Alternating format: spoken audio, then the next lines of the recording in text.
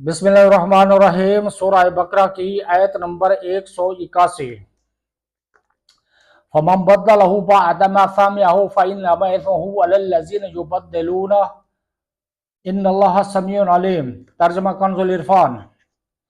फिर जो वसीयत को सुनने के बाद उसे तब्दील कर दे तो उसका गुनाह उन बदलने वालों पर ही है, बेशक अल्लाह सुनने वाला जानने वाला है। फमन बद्दलहु बअद मा समिअहु, फिर जो वसीयत को सुनने के बाद उसे तब्दील कर दे।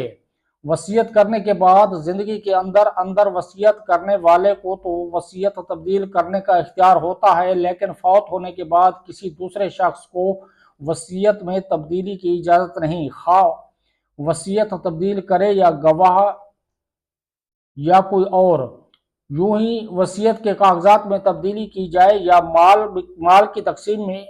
अफसोस के माल की मोहब्बत में लोग वसीयतों में बहुत हेर फेर करते हैं।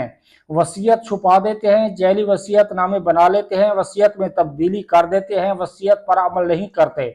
एक अहम मसला ये भी है, याद रहे कि वसीयत के बारे में ज़रूरी है कि शरीयत ने जो कवानीन बनाए हैं उन पर अमल किया जाए, उनसे हटकर अमल की इजाज़त नहीं। मसलन वरसा राजी ना हूँ फिर भी तहाई माल से ज़्यादा की वसीयत कर दी जाए और इस पर अमल कर लिया जाए, ये सब नाजायज़ व हराम हैं।